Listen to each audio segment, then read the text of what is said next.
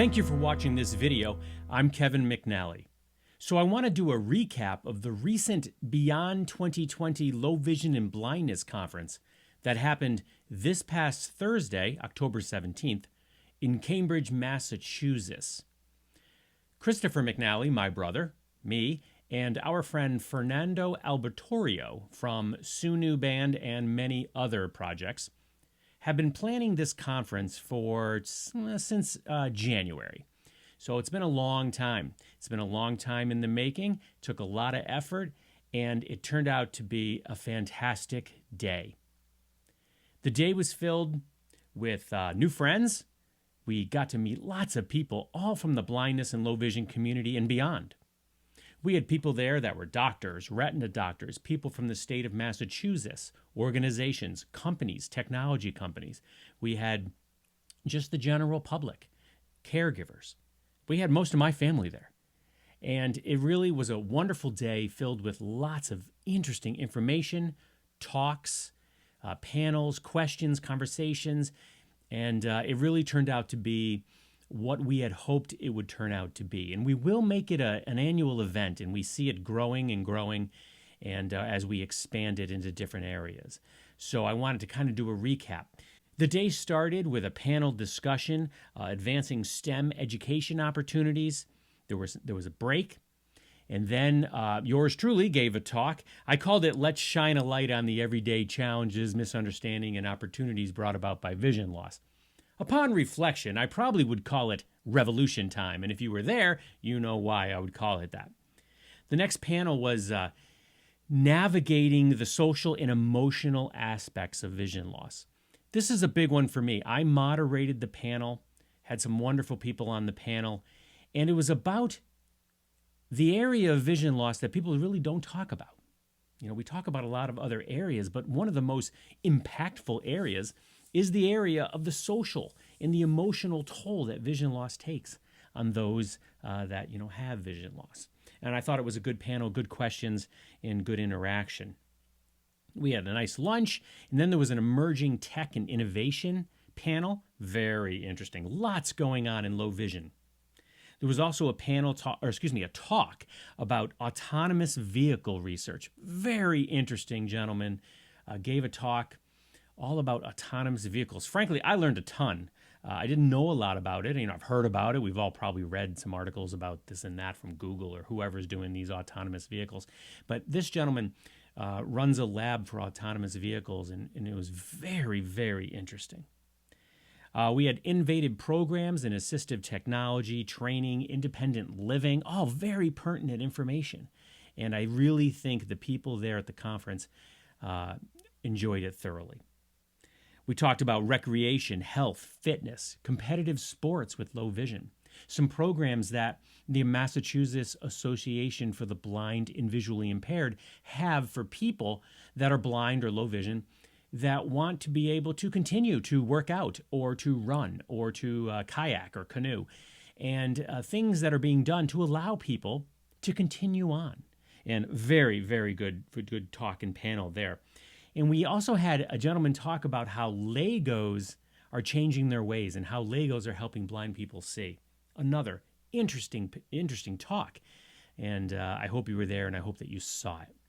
We ended the day with a technology and social period where we went out into a room and tables were set up, and some vendors had various very high-tech technology that's available for people with low vision and blindness. I even tried out a few different things. Very cool.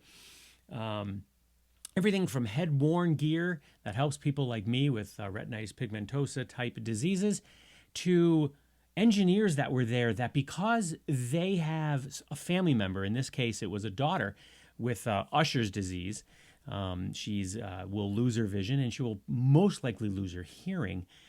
This engineer created this device that allows his daughter, to put certain toys with a little scanning chip sort of on the bottom on this device, and then the braille would pop up for that toy. Very cool. Very, very cool. But it's nice to see, and it's really amazing to see the technology and what people are doing because of people in their lives that have low vision or blindness. it spurs innovation. And that's kind of the idea behind this conference. We're going to continue on. We're going to expand it. We are always looking for constructive criticism as we go on to the next one next year. So stay tuned. There's going to be more local events in Connecticut that Chris and I are going to be putting on. And we hope to remain very active in the blindness and low vision field. And I'd also like to give an extremely big shout out to the two blind brothers. If you don't know who the two blind brothers are, you should look them up on Google. I was fortunate enough to look them up, and I heard about them, and I saw that they had been on Ellen twice. They're these two awesome guys that one of them I think was in the finance world, one was in the kind of the garment world in New York City. And they both have an eye disease, and they decided to start their company called Two Blind Brothers. And all the profits from their company go to research for retina diseases and other diseases. And they've been very successful, especially after they went on the Ellen Show. Things really took off. Well, I reached out to them out of the blue, and they were kind enough. We had some phone calls and some communication back and forth. And they were kind enough to help sponsor the event and provide a gift for every single person that attended. So I'd like to give a special shout out to Brian and Brad Manning from Two Blind Brothers. Awesome guys, and we are so thankful that they were part of our conference. In fact, they did a special greeting that we played at the conference. So let me show all of you their special greeting that they made just for us. Here we go.